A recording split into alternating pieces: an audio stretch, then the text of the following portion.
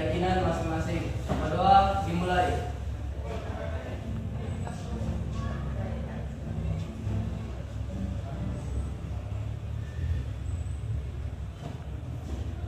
Berdoa selesai. Amin. Ya, yang terlambat silakan masuk. Lain kali jangan terlambat ya. Silakan duduk di tempatnya masing-masing. Oke. Ibu akan mengecek absensi hari ini ya. Apakah semuanya hadir hari ini? Ada yang sakit, Bu. Ada yang sakit? Siapa? Kirana, Bu. Oh, yang lain masih ada yang tidak hadir hari ini. Bisa izin, Bu. Bisa izin. Baik.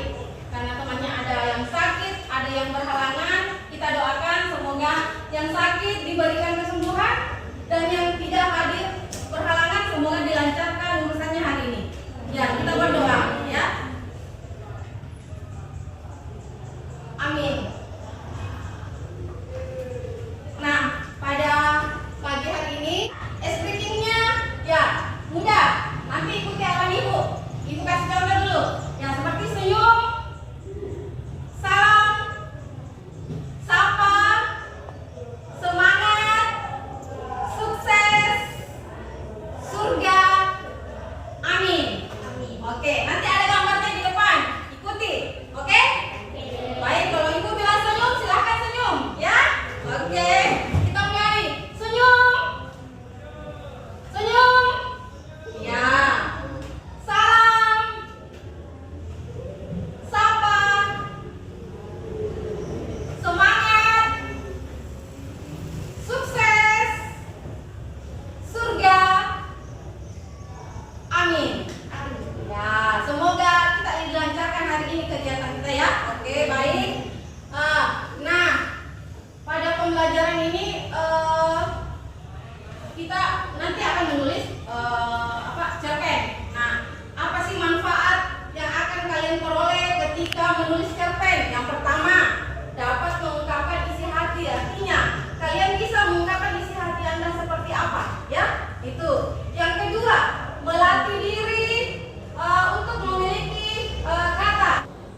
Tujuan pembelajaran kita hari ini yaitu melalui model PJBL peserta didik merancang dan menuliskan cerpen berdasarkan pengalaman sehari-hari baik yang dialami sendiri maupun oleh orang lain dengan memerhatikan unsur-unsur pembangun cerpen dengan baik. Jadi di sini kita menggunakan model PJBL, ya. PJBL itu berarti Project Basic Learning, berarti ada pelajaran dengan situasi nyata. Jadi ketika kalian menulis cerpen, berarti kalian melihat ke sekeliling kalian menulisnya apakah dari diri kalian sendiri, dari teman, dari keluarga, atau dari lingkungan. Itu yang disebut dengan kontekstual. Paham? Oke. Baik, kita lanjut. Nah, salah pasti ada solusinya. Nah, ada yang mau bertanya? Ya? Bagaimana cara menyelesaikan masalah dalam menulis cerpen? Oke, kita lihat ada beberapa masalah yang kita hadapi dalam menulis cerpen. Yang pertama, susah mencari ide. Nah, ini tidak perlu jauh-jauh dulu ya, dari diri kita sendiri. Ya, kita melihat mungkin kejadian kemarin ada yang lebih menarik, bisa diangkat. Atau waktu masa kecil kalian ada yang yang masih berbekas diingatan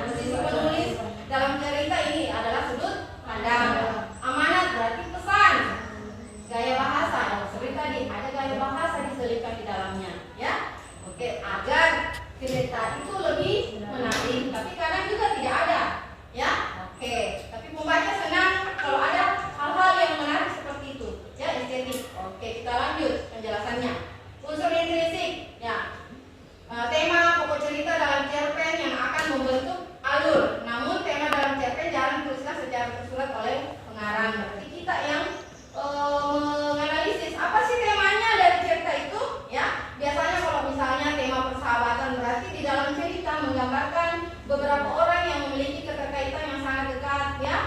Satu sama lain itu adalah tema persahabatan.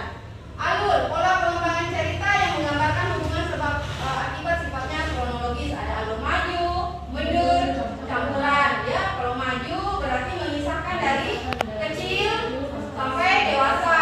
Kalau alur mundur berarti masa dewasa ke masa kecil, ya. Kalau campuran berarti menggabungkan dua alur tersebut, ya.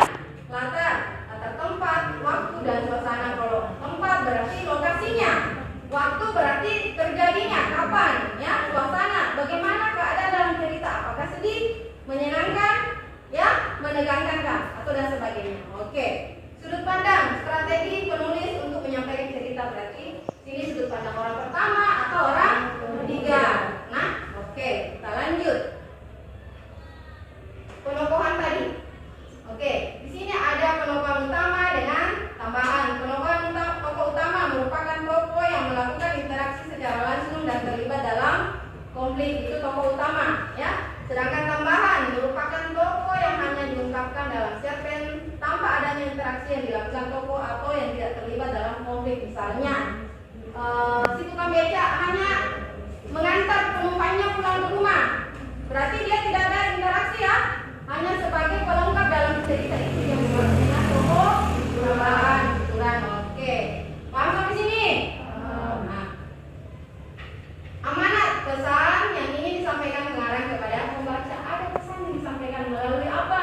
Kadang melalui perilaku tokoh, berarti dia secara tersirat. Beda kalau dongeng, hikayat biasanya di akhir cerita, tapi kalau cerpen melalui perilaku tokoh. Oke, sekarang tes gaya bahasa yang bertujuan untuk merendah. Maaf, hidangannya hanya segini, silakan dinikmati ala kadarnya. Bantuan ini tidak seberapa, tolong diterima. Ini merendahkan, ya. Tadi arti sama dengan hiperbola, ya. Nah, tapi di sini beda. Kalau hiperbola tadi ucapan atau gambaran yang melebih-lebihkan, ini melebih-lebihkan, ya. Nah, kalau di sini dia lebih merendah, kebalikannya, ya. Oke, hidangannya ala kadarnya tetapi sebenarnya mewah, ya. Oke. Simile menggambarkan suatu kondisi dengan membandingkan satu hal dengan hal lainnya dalam satu kalimat. Contoh, kasih sayang ibu ibarat sedalam lautan. Wajahmu merona layaknya bunga mawar yang elok. Oh, ini kasih sayang ibu ibarat sedalam lautan. Ini simile menggambarkan suatu kondisi, membandingkan satu hal dengan hal lainnya. Nah, yang mana di sini kasih sayang ibu dengan lautan? Dia bandingkan, ya. Paham? Berarti simile bisa menggunakan kata ibarat, bak, seperti, ya. Itu kalau simile. Baik, kita lanjut. Ini ada cerita, kita langsung analisisnya. Nah, temanya yaitu tentang kehidupan, ya. Ini kehidupan atau jangan mudah putus asa. Latarnya malam hari. Buktinya cahaya bulan malam ini begitu indahnya. Berarti ini ada pembuktian bahwa memang malam hari waktunya, ya. Oke, meskipun tidak ada yang pukul berapa, jadi tidak mutlak harus menunjukkan atau menyebutkan pukul di dalam, tapi situasi malamnya seperti apa? Malam kah, pagi kah, siang, ya.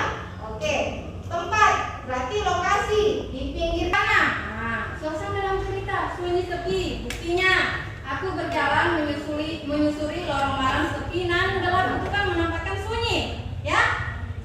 Oke, lanjut alurnya. Berarti dia menggunakan alur maju karena jalan cerita dijelaskan secara runtut mulai dari pengenalan latar dan masalah sampai ke konflik dan diakhiri cerita terdapat penyelesaian. Nah, buktinya sini cerpen Mbak Pipit menggunakan kata ganti aku sebagai tokoh utama dan mengisahkan tentang dirinya sendiri. Oke, sekarang nilai. Ada nilai moral, berarti ada sikapnya di sini, ya. Nah, kalau nilai moral dalam kelas biasanya seperti apa? Sampai bisa kasih contoh. Ya, tadi iya, mengucap salam ketika masuk kelas. Itu salah satu sikap. Ada lagi yang lain? Menghormati guru ketika sedang menjelaskan pelajaran. Oke, berarti semua paham, ya? Iya, catat. Ya. Kita paham, ya? Oke, kita lanjut. Amanat. Berarti amanat itu bukan hanya keyakinan penulis yakin bahwa kejadian ini banyak ditemui di masyarakat pasti, ya, karena hal-hal yang ada dalam cerita adalah hal-hal yang terjadi di sekeliling kita. Itu masyarakat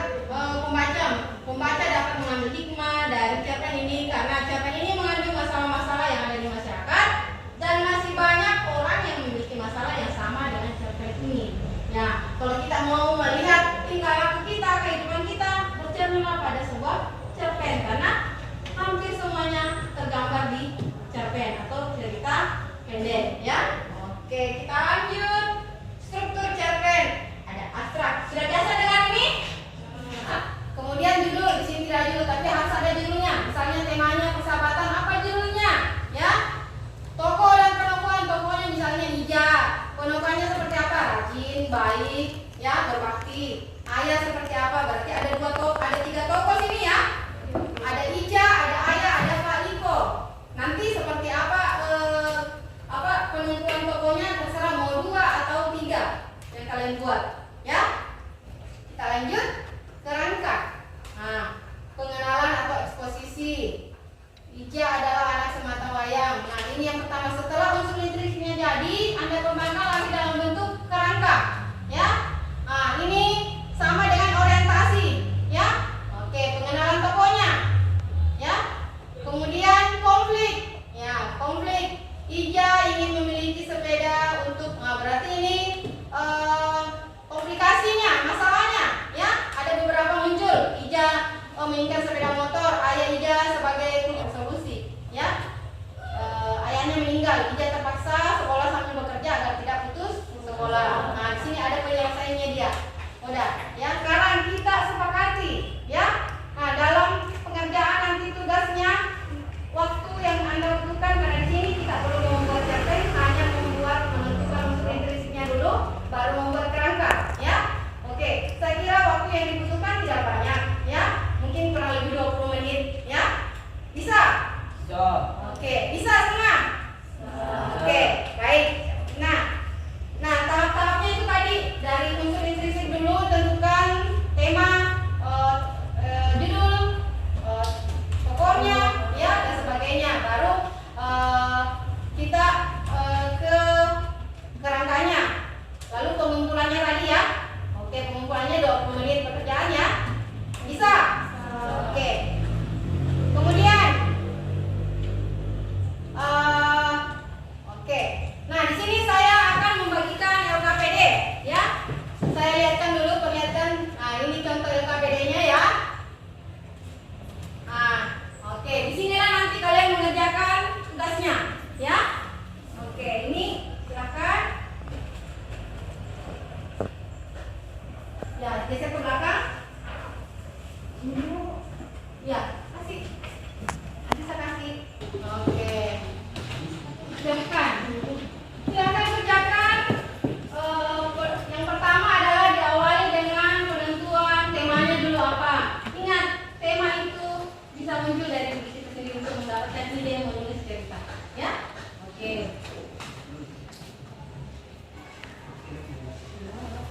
Apa temanya? Silakan. Mungkin kejadian kemarin, atau bisa jadi waktu Anda kecil, atau di dalam kelas sehari-hari kejadiannya bisa, ya. Gimana Dewa? Ini. Mana ada yang tulisnya?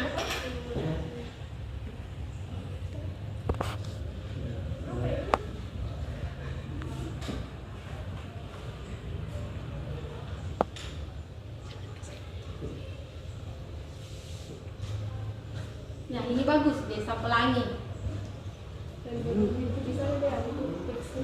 Bisa. Ini fiksi memang. Fiksi, tapi tetap kita hubungkan dengan hal-hal yang terjadi di sekitar kita. Oke? Karena model pembelajaran kita adalah kontekstual atau PJBL, ya.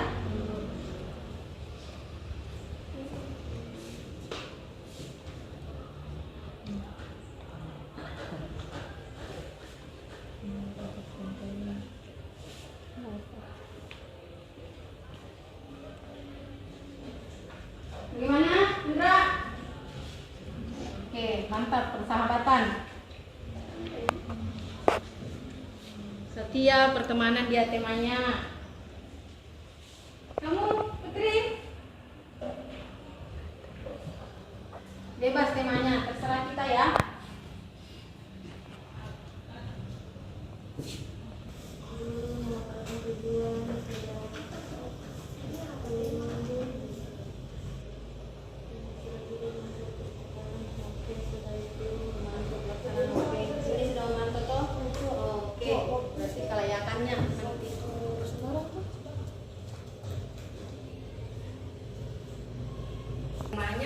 judulnya, tokohnya, seperti apa karakternya toh, itu alur apa yang kita gunakan, baru kita buat kerangkanya. Tadi ada contoh, oke. Putarkan video ya. Judul sama tema duluan buat cerita. Nanti cerita sayang, ya. Yang harus kita lakukan adalah temanya dulu apa, tokohnya, alurnya, sudut pandang. Kalau ada gaya bahasa kita gunakan, baru buat kerangkanya. Oke, perhatikan di sini contoh. Halo, good morning Pak Kuliti. Oke, hari ini bahasa Indonesia kita akan belajar tentang membuat kerangka cerita. Home learning with Miss Akia. Oke, kita akan membuat kerangka cerita dari cerita sebelumnya yaitu Togar Berhati Mulia.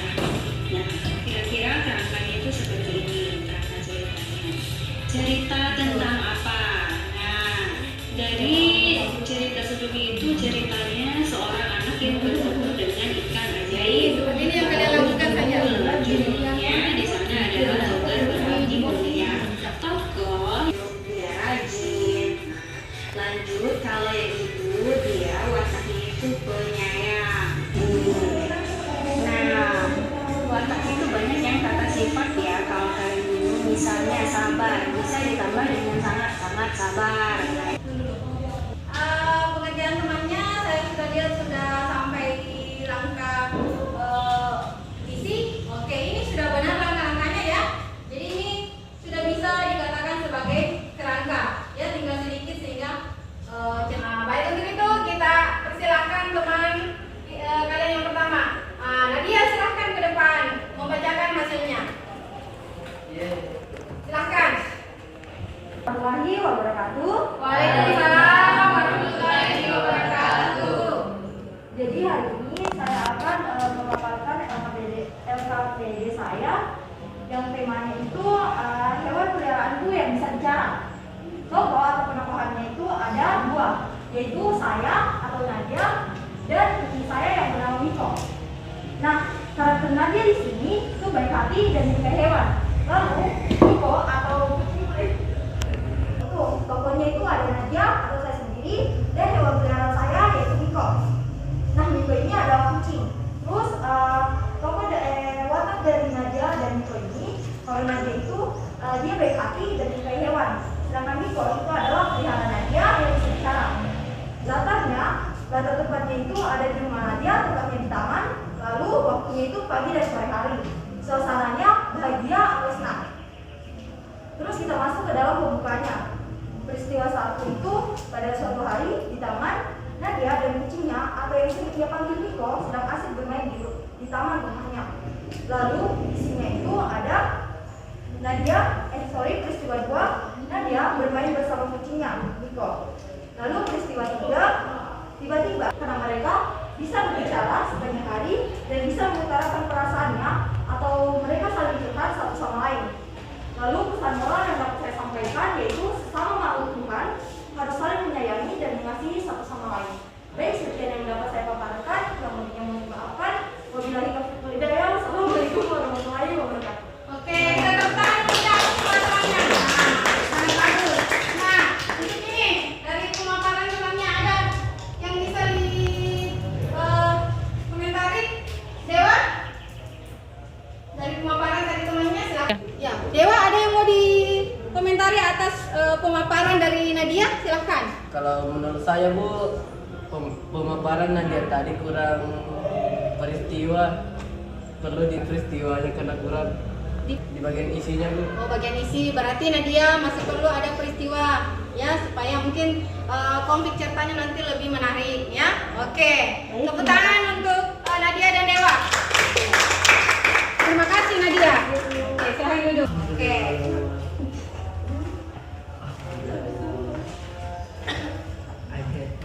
Assalamualaikum warahmatullahi wabarakatuh. Waalaikumsalam. Dari ibu. Wataknya itu dari nakal dan keras kepala. Ibu Dewi wataknya itu penyabar. Latar cerita lokasi depan rumah Dewi, suasana tegang dan sedih, dan waktunya itu pagi hari. Pembukanya pagi hari ada seorang anak bernama Eri mengejar ayam. Isinya peristiwa pertama Eri mengejar ayam, yang kedua itu Eri terjatuh ke got. Penutupnya, Eri menangis keras karena terjatuh ke got dan tertusuk paku. Pesan moralnya, sebagai seorang anak kita harus menghormati orang tua, terutama ibu. Itu saja yang bisa paparkan. Kurang dan lebihnya mohon dimaafkan. Oke, tepuk tangan untuk Baik Gerakan Mendekat. Nah, ada yang mau mengomentari pemaparan dari Rahim? Ya, Putri Kirani silahkan. Mungkin dari paparannya tadi Rahim bisa mungkin ditambahkan sedikit temanya karena tidak tadi disebutkan tema. Nah, itu berarti temanya perlu karena tema adalah inti dari cerita, berarti perlu ada tema, ya? Oke, itu masukan dari temannya. Baik, kita tepuk tangan untuk kedua temannya. Nah, baik. Tadi kita sudah melakukan beberapa hal dari pertemuan awal dengan tahap-tahap penulisan cerpen atau tugas sekolah kita ini, ya. Nah, jadi Ibu berharap kalian memahami tahap-tahap penyusunan tersebut, ya. Nah, jangan dilupa, ya, karena ini akan terus berlanjut, ya. Nah, oke. Kemudian kita ambil kesimpulan hari ini untuk pertemuan atau pembelajaran kita hari ini. Sebelum Ibu memaparkan kesimpulan, saya minta dulu untuk kepada kalian dua orang untuk menyampaikan apa sih kesimpulan yang bisa kalian sampaikan pada pertemuan hari ini. Silakan, siapa? Ya, Indra dulu. Silakan Indra. Dari materi cerpen ini saya lebih memahami langkah penyusunan cerpen dan solusi untuk memecahkan masalah dalam penulisan cerpen, seperti bagaimana mengatasi rasa malas, lebih banyak memiliki kosakata dan lebih mengetahui bagaimana menulis cerpen dengan baik dan benar dan tersusun sesuai struktur. Oke, tepuk tangan untuk semua. Tadi Rabini juga angkat tangan, saya lihat, silakan Rabini. Jadi berdasarkan materi yang telah dipaparkan tadi, saya dapat lebih memahami langkah-langkah untuk menulis cerpen. Di mana kita tidak bisa asal-asalan menulis cerpen, karena terdapat langkah-langkah yang telah dituliskan untuk menulis cerpen. Dan langkah-langkahnya itu seperti ada tema, ada komponen kerombongan, ada judul, latar belakang, lalu ada latar suasana, latar waktu, latar tempat, dan juga ada kerangka yang terdiri atas pembuka, isi, penutup, dan kisah moral. Oke, tepuk tangan. Ya, untuk refleksi dari Ibu, ya, dengan pembelajaran materi menulis cerpen ini, yang pertama yang harus kita tentukan adalah bukan langsung menulis cerpennya, tapi ada langkah-langkahnya. Yang pertama adalah menentukan dulu unsur intrinsiknya, ya. Nah, terus mau membuat atau menulis cerpen tidak perlu jauh-jauh dari diri kita sendiri dulu, dari lingkungan, ya, seperti dari teman, keluarga, atau tempat tinggal kita atau sekolah, seperti itu, ya. Nah, saya kira dengan memahami hal ini, ya, kita bisa menulis cerpen, dan terutama lagi untuk melatih supaya Anda lebih mahir dalam menulis. Ya, setidaknya mungkin dalam sehari di buku harian, mungkin buku catatan kecilnya, tulislah apa kejadian hari ini, apa kejadian besok, ya, seperti itu. Paham? Menyampaikan bahwa pertemuan selanjutnya adalah tadi kan kerangka. Jadi pertemuan selanjutnya kita sudah mengembangkan kerangka itu ke dalam cerpen. Paham? Ulangi. Jadi untuk pertemuan hari ini hanya membuat kerangka, dan pertemuan selanjutnya kita sudah mengembangkan kerangka itu menjadi sebuah cerita atau menjadi cerpen, ya. Nah, baik. Motivasi Ibu hari ini, ya.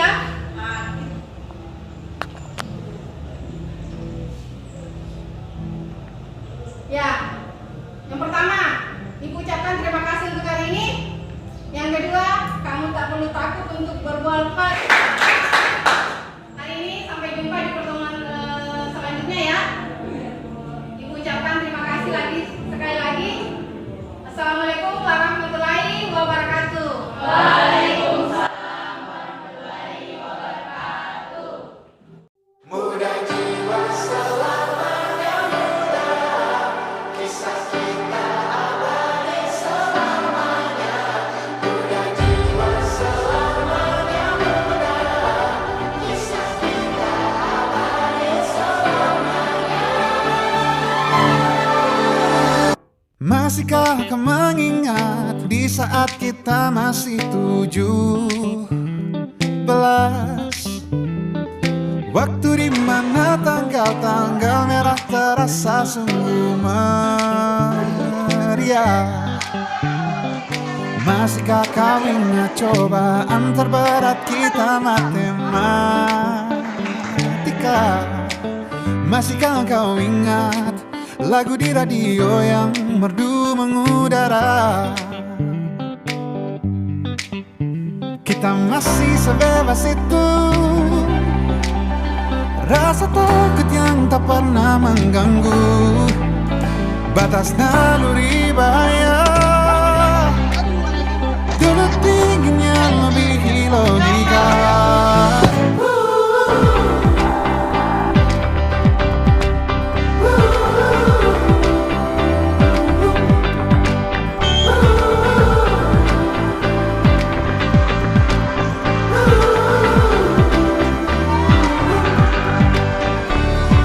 Putaran bumi dan waktu yang terus berjalan menempa kita. Walau kini kita terpisah, namun jiwaku tetap di sana. Di masa masih sebebas itu, di masa rasa takut yang tak pernah